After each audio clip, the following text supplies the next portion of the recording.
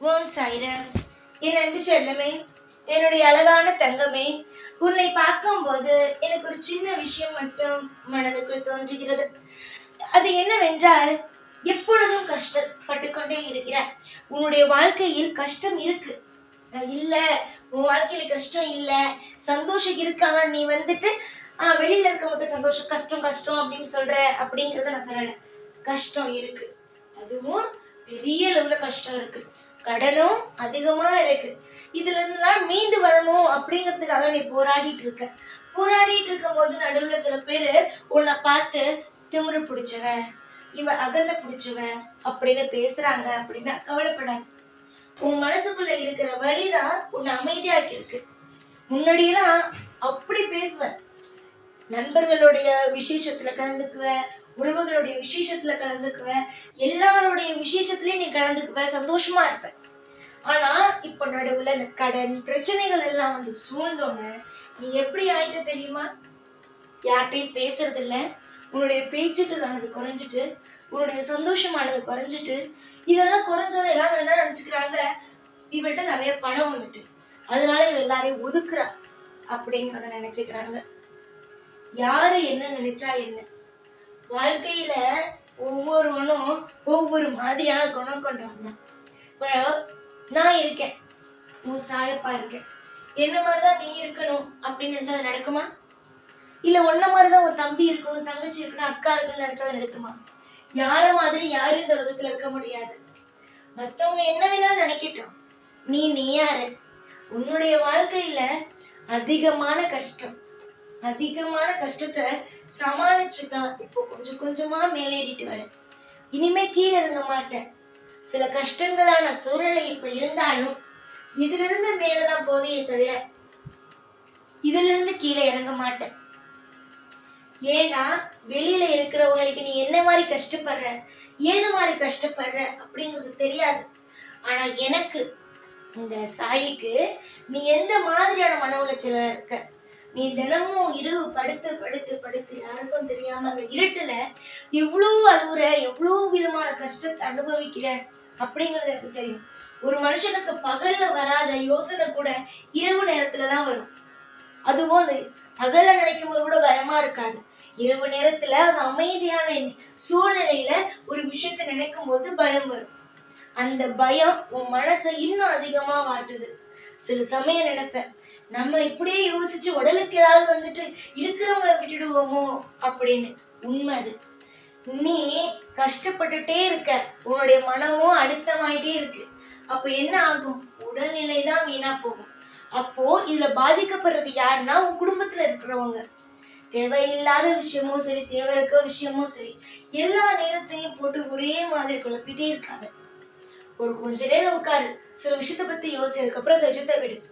அதுவும் தெய்வத்துக்கிட்ட ஒப்படைச்சிட்டு ஒரு விஷயத்த அப்படின்னா கண்டிப்பா அந்த விஷயத்த பத்தி அடுத்தபட்சம் யோசிக்காத. இப்போ எனக்கு தெரியுது, உன்னுடைய மனம் கல்லு மாதிரி இருக்கு, பாரமா இருக்கு. அந்த மாதிரி மன வேதனைகளோடு தான் இருக்க.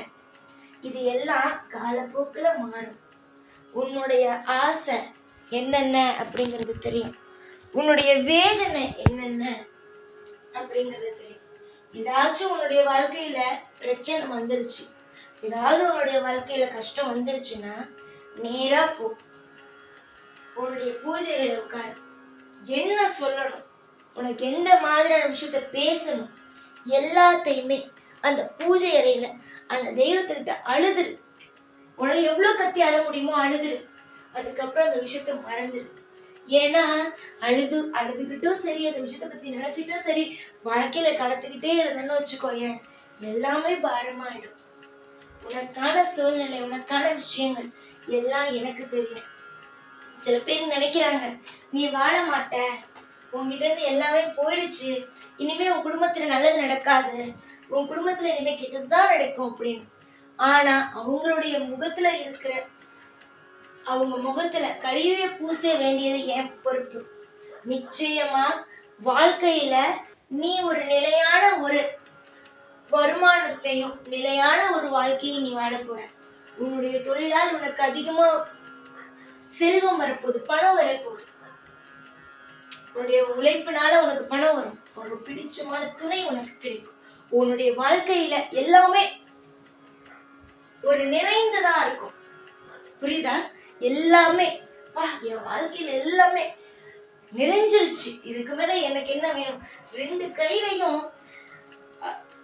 பிடிச்சாலும் எல்லாமே எனக்கு அதிகமா தான் இருக்கு அப்படிங்கிற மாதிரி உன் வாழ்க்கையில எல்லாமே கிடைக்கும்.